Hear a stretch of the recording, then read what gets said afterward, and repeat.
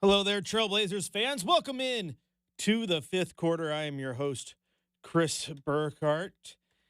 And what a unfortunate night for your Portland Trailblazers as they go into Los Angeles and cannot get the job done, falling to the Lakers 107-98. And this was a much better performance than what we saw at home against Utah.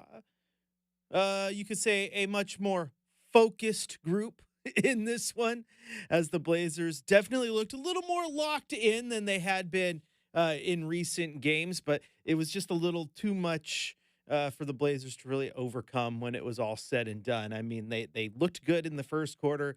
In the second quarter, I believe it was a 15-0 run that the Lakers went on to kind of get the lead out there where it felt like it was kind of untouchable, but the Blazers just kept finding ways to fight back. And even though the lead would balloon, they'd fight back. They'd hit some good shots. Of course, Scoot had that awesome 3-point shot, that like full court heave, basically, to get in there at the end of the third. Cut it to a 3-point game, and it's like a 4-point game, and you're like, okay, things are looking good. They're right there. They're right in striking distance. But then the Lakers pulled away in the fourth quarter. The final score in this one, 107 to 98. But the largest lead for the Lakers was there in that fourth quarter when they had a 20-point lead. So I think the game might not necessarily be as close as that final score was, but do commend the Blazers for at least looking like they were a little more focused. They were just out talented in this one for the most part. James did play. Bronny James Jr., not LeBron. See what you did there. Dad watched. Bronny did get in. Unfortunately, that is like where the Blazers are right now. Like, they are the team that gets to see the human victory cigars, right? Like Bronny is a human victory cigar, and Yuki Kawamura is a human victory cigar. Remember when Myers Leonard used to be the Blazers human victory cigar? Like, if he's playing, you won this game. The closers, man. He's in there. So it was the mighty days of Jake Layman. That type of game for the Blazers. And let me tell you what, man, it's just more of what you've come to expect. It's just, you can't do much. They just go out there and they're taking their L's right now. But at least they were more focused. I will take that one. I didn't hear Coach Billups say anything about them not being focused. Didn't say anything about them not liking their spirit.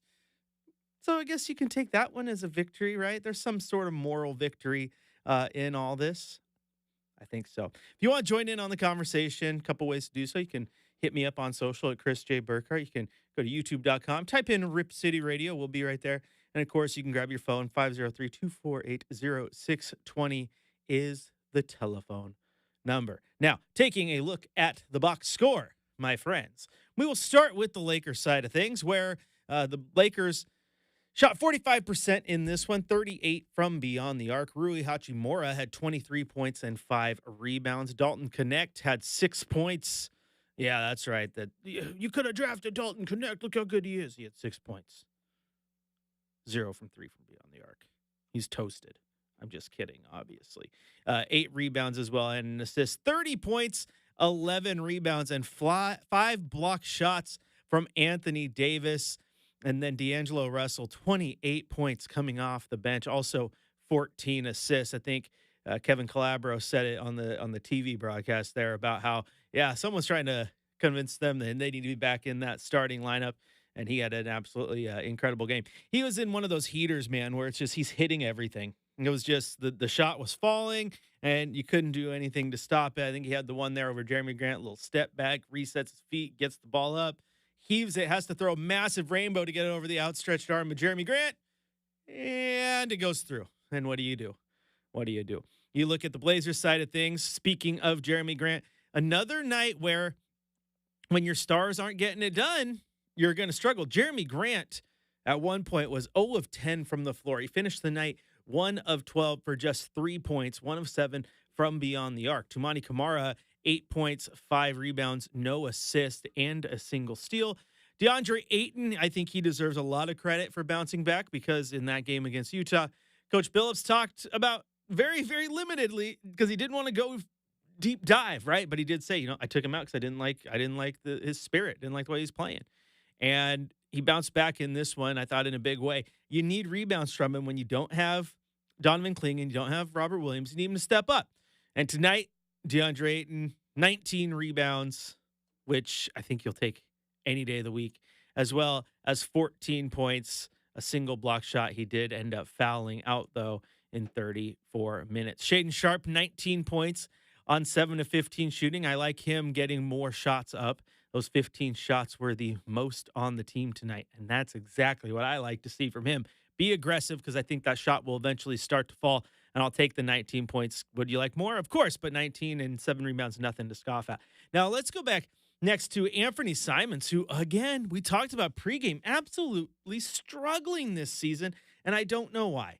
I don't know why he is struggling so mightily, but again, across the board, those numbers are his. Points, rebounds, assists, three-point shooting, all down percentage-wise. He finishes the night 5 of 13, 1 of 6 beyond the arc, just 14 points and 4 assists. And just similar to Jeremy Grant, I mean, he's supposed to be your best player right now. That's what we were told, right?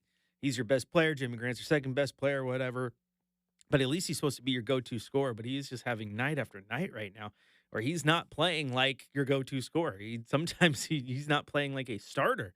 And so that is very, very tough for the Blazers to get any production in the win column when guys like Anthony Simons and Jeremy Grant are going a combined 6 of 25. That's just not going to cut it. On the bench, Denny Avdia, he had 13 points, 4 rebounds, 2 assists.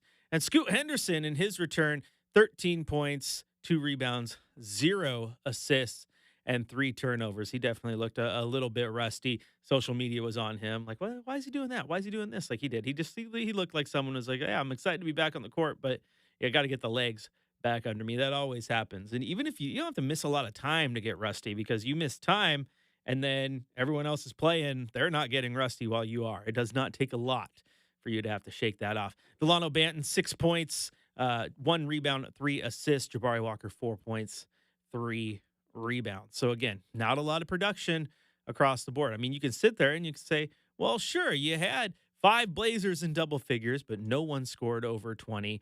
Overall shooting performance was pretty poor. 9 of 36 from beyond the arc, so 25% from beyond the arc, which again, that continues to be a thing. Like, stop shooting the 3. If you got a team that can't hit them, find ways to make 2s and get to the bucket, because that's just not going to cut it. Again, biggest lead for the Lakers was 20 points in this one. The Blazers' biggest lead was 8 when they led 28-20.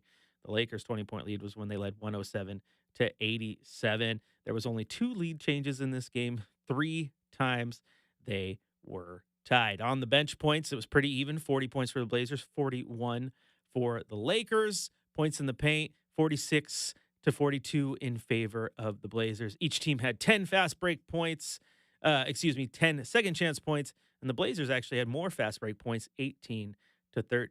The difference here, again, was just shooting, really, because you look at that. Okay, Blazers led the fast break points. They had 49-40 in the total rebound department, so they led there. But the shots were just falling for the Lakers, and this is another game, unfortunately, for the Blazers, where that assist number dropped back down to what you're used to, the normal, the slightly below their average at 17 after games where you were seeing 25, 26, right, 29, and then you get 17. Again, that's just tough to bounce back from. And then turnovers as a team, Blazers had 18 turnovers. The Lakers had just 11, turning that into 26 points off turnovers for the Lakers to just 14 for the Blazers. I mean, that right there, points off turnovers, was a 12-point difference, and the Lakers won by 9. So that definitely came into play. Ball security, right? Something I said in the pregame show. Take care of the ball, get some rebounds, hit your shots. Didn't really do those. They rebounded decently well, thanks to 19 rebounds from DeAndre Ayton. If you want to join in on the show, 503-248-0620 is the telephone number. You can also go to youtube.com, join the chat there, where let's see. Old Soul says we could use some shot blocking tonight. Why don't we get the Vanilla Gorilla back? Nah, that guy he's probably a little busted. I don't know how much he can move nowadays, but I mean, it'd be fun for the vibes, right? Always sad to lose to L.A., says Don. Yeah, beat L.A. is a thing, man, in this city. It always will be, so it's never a good day. Let's see. Jake Moe says he should be back in 2 weeks. I think he's talking about Donovan Kling, and I don't think we're talking about Vanilla Gorilla being back in 2 weeks. And then Sean says, how do the Blazers rank with 3-point defense? It seems like they can get teams out of shooting slumps, or at least they have been in the last 5 games. I'll look that up during the break here for you, see if I can't find that. But that is a good point. They like when everyone says, blank was just what the doctor ordered. Right now for teams in the NBA, the Blazers defense is just what the doctor ordered, which is weird because they had been much better defensively. But right now, teams are kind of getting at them. And not only that, I don't think it's necessarily them just getting at their defense wholeheartedly. It's just the fact that the offense ain't there, man. It's absolutely brutal. Like when Jeremy Grant starts a game 0 for 10, have fun. When Anthony Simons still struggling to find his shot, have fun. All right, going to take a quick break here on the 5th quarter. That number, 503-248-0620, youtube.com, type in Rip City Radio, or hit me up on social at Chris J. Burkhardt. When we come back, we'll hit you with our shot of the night and our drive of the night. Still got Coach's Corner to get to, game ball, all the like right here on your home of the Blazers, Rip City Radio 620.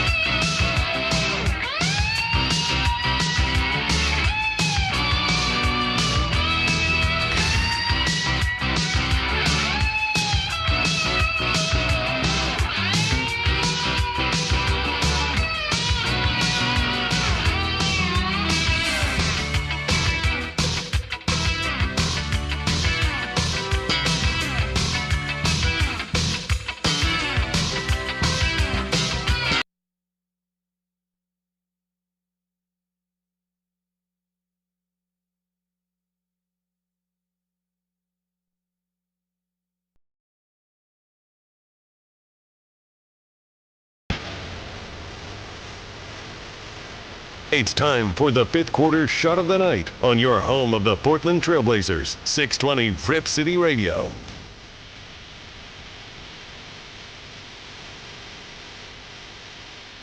'77-71.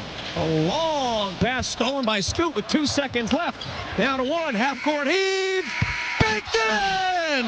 It counts! Scoot Henderson from beyond half-court. It's time for the fifth quarter drive of the night on your home of the Portland Trailblazers, 620 Rip City Radio. Simons takes it across the timeline. Crosses and attacks, drives, bump, contact, and good! Anthony Simons to the line for an and one.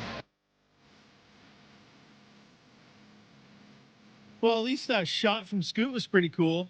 I mean, that's 2 games where, the game itself was garbage, but there was a good play, like a good half-court shot and that dunk by Shea the other day, which I just had to laugh at the Blazers just absolutely stretching. Like, they posted their social, was like, it's the highest vertical ever recorded in NBA history. Did you see this?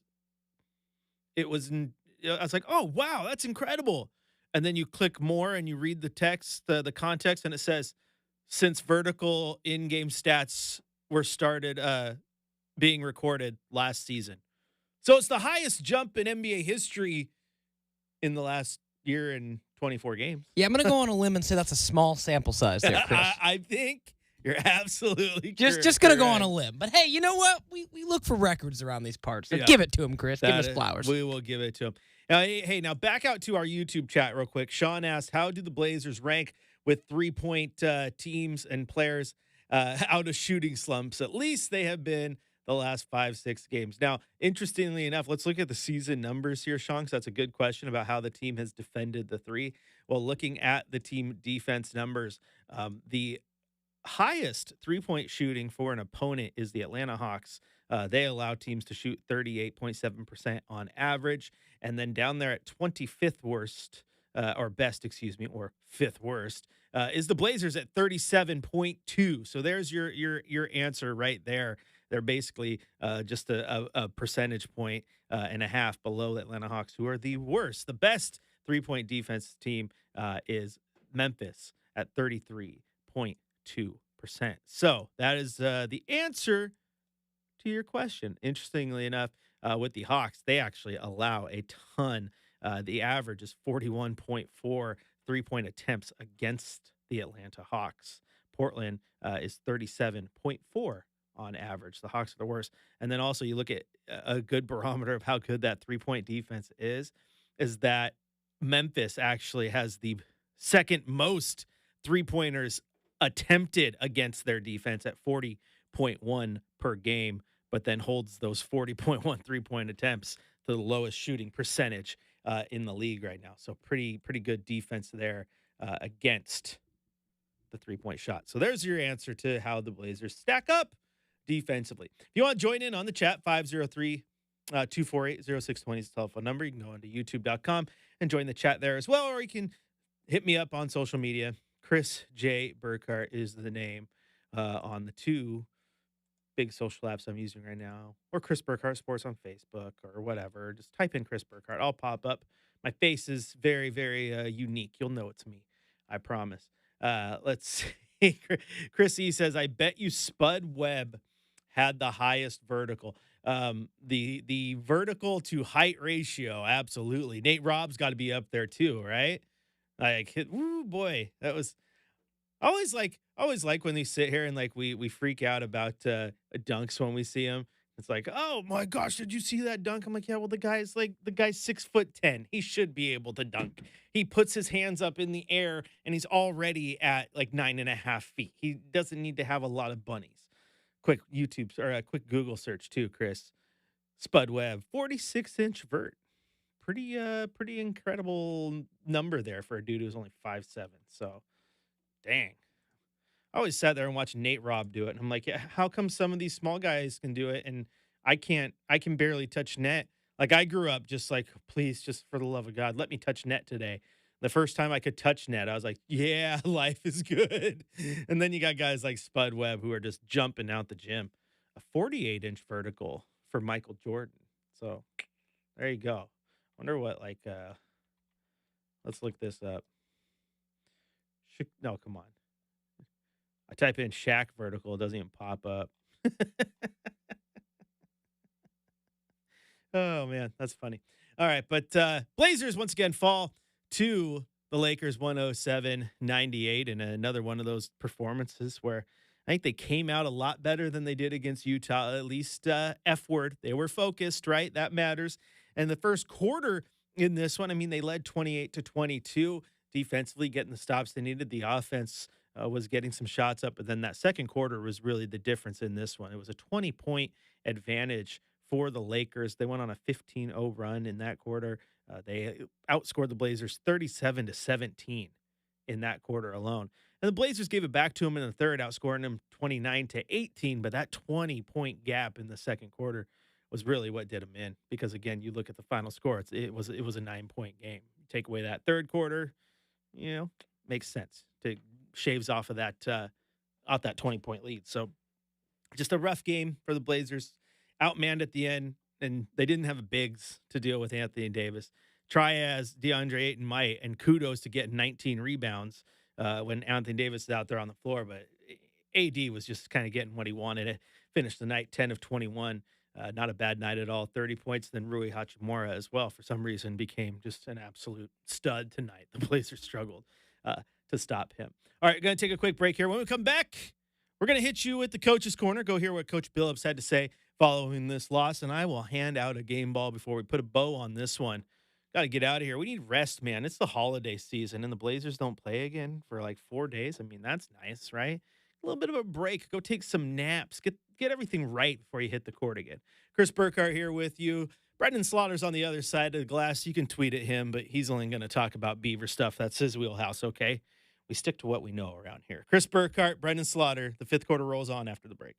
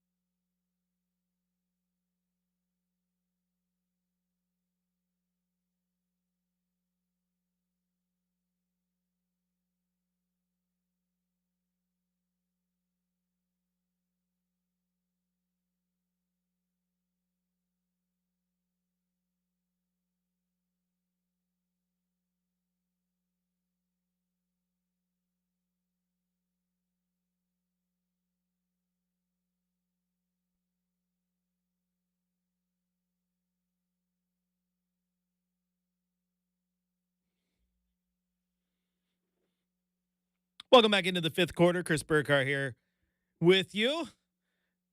We were talking about vertical leaps earlier. 48 inches, Wilt Chamberlain, Michael Jordan, Darrell Griffin. 48 inches. Zach LaVine, 46. Jason Richardson, 46. James White, 46. Spud Webb, 46.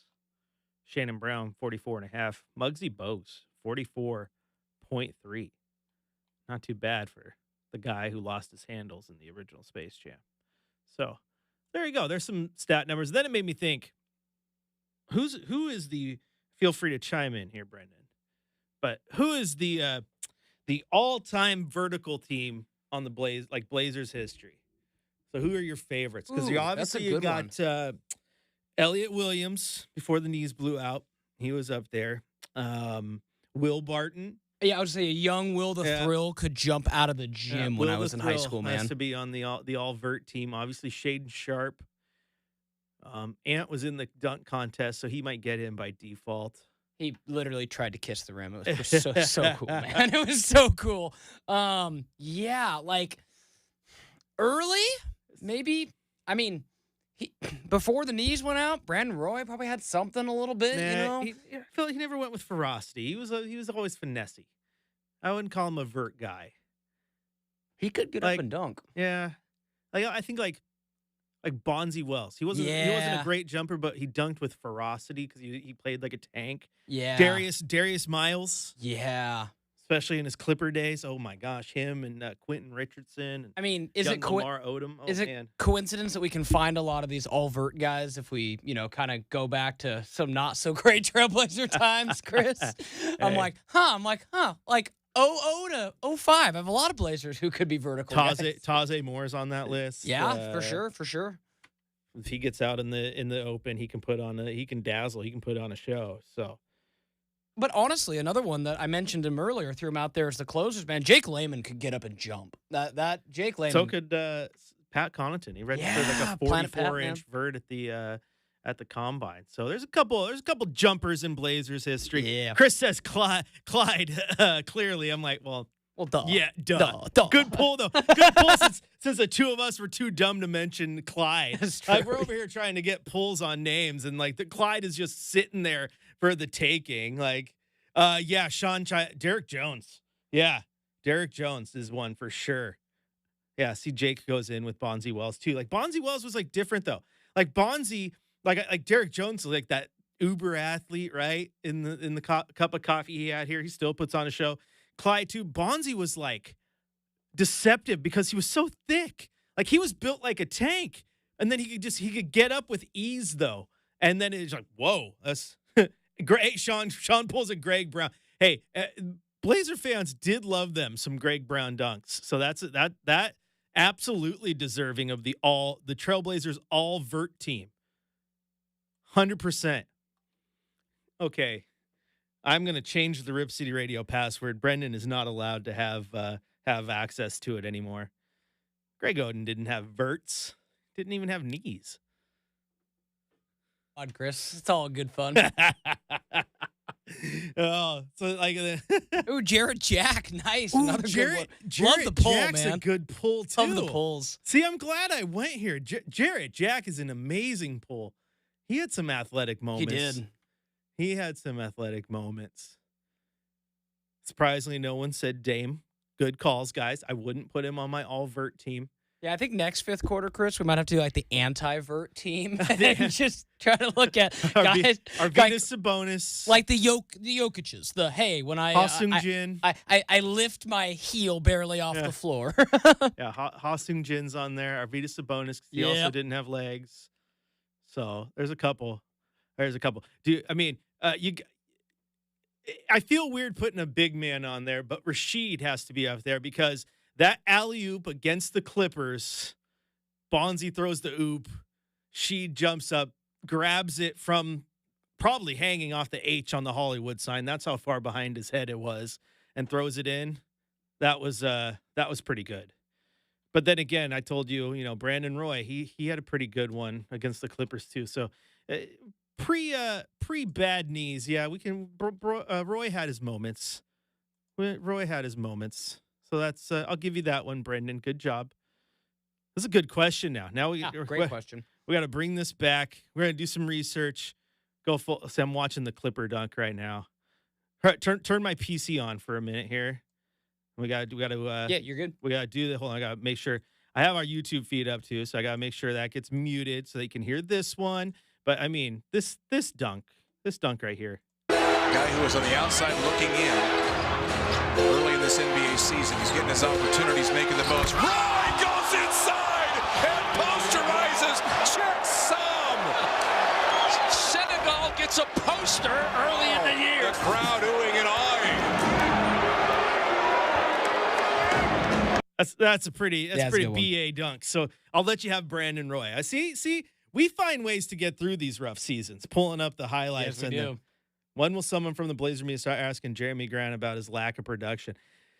Phil, interesting question. So has he been terrible? Like, what has his lack of production been? So here's the thing. Jeremy Grant is Jeremy Grant, right? So on a fully healthy roster, he's your third, fourth best player. So I don't know if the production is completely lacking, but at the same time, if I'm going to knock Simons for his absolute drop in production, then you have to knock Jeremy too. Jeremy Grant last year, 21 points per game. Right now, 15.9. And then a game like tonight where he starts off 0 for 10 from from the floor. Yeah. Now he had a spurt there where defensively he was really, really good. That 3-game stretch, he was phenomenal. But no, I think Phil, you're absolutely fair in that questioning right there, because Jeremy Grant's production has been fallen off a cliff as well when you compare it to last year alone. So yeah, that's a question that might need to be asked. Unfortunately, I try, but then the blessing and the curse of being very, very fortunate enough to host radio is the fact that the fifth quarter starts it starts like 5 minutes after the locker room opens. So I get to go down to the presser and I listen to Coach Billups and ask him questions if I really need to. They're rare, but I don't get to go to the locker room because I got to get up to the show. So it won't be me, Phil. Got to get Brenden credentialed. Maybe he'll go do it for me. Brenden, you're on the clock. All right, it is time now to head down to the Coach's Corner. Brenden, roll that intro. For the latest on tonight's game, we head to the Coach's Corner with Chauncey Billups. Yeah, I thought we got off to a good start. Then we kind of fell off a little bit. I thought the second group came in and really gave us an amazing spark in that first quarter. I really did. And then, the second quarter, we just had a really tough quarter. Couldn't make a shot, couldn't get a stop. And they opened the game up. That was a disappointing quarter for us. And then we come out and we have a pretty good third quarter. I thought we came out with the right intensity on the third quarter, did a good job, won the quarter. Did pretty good on our rebounding battle. We wanted to try to win that. We did. It's just kind of tough. The three ball is such a big deal. On our basically top three shooters, and Jeremy and Shaden basically go 4 for 19. Makes it tough to compete on the road. On the broadcast, Kevin and Michael at one point said you do have to give credit where it's due, and it just seemed at one point that the Lakers just everything was clicking. They were getting what they wanted. Is that something that you saw in the second half? They did. I mean, the shots were going. Obviously, we couldn't control D'Lo. He got going, and then he started, had a couple circus shots in there, but that's kind of how he plays. He's very dangerous with his shot making and his passing. I thought AD was tough for us to control, but we knew that he would be tough for us.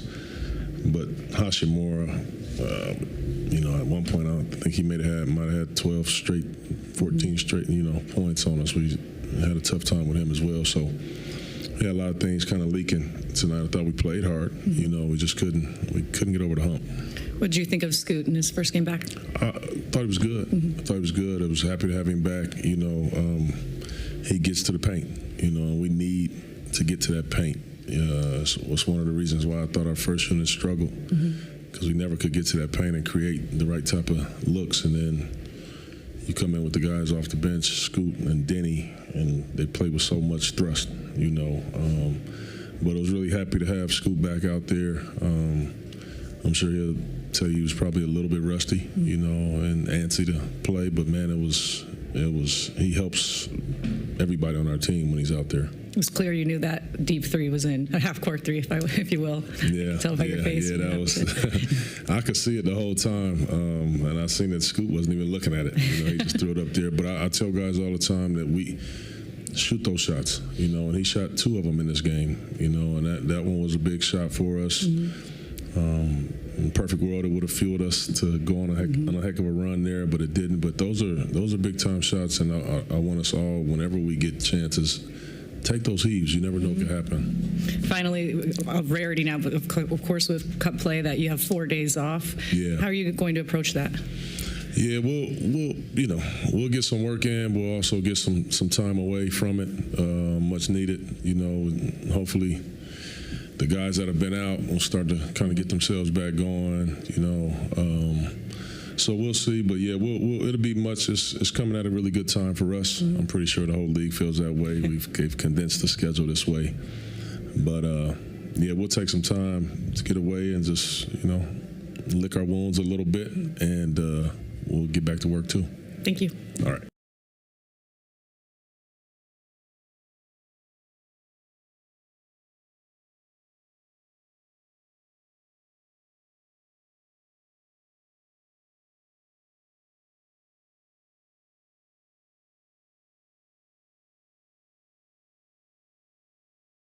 Ball.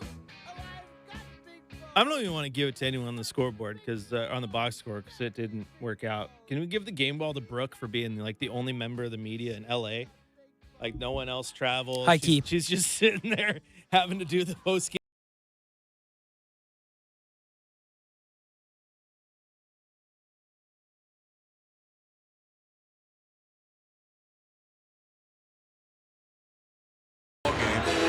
The guy who was on the outside looking in early in this NBA season. He's getting his opportunities, making the most. Roy goes inside and posterizes.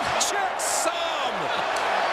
Senegal gets a poster early in the year. The crowd oohing and awing. Thanks, Brenden. Thanks for letting us, making us go down memory lane. Oh, I love it, man. See, I told you, Roy has some athleticism, man. Yes. Just the knees, man. The knees, yeah, that's unfortunate, but yeah, that was. I'm glad that I'm glad that we went down that rabbit hole of the Trailblazers all vert team. Yeah, that was fun.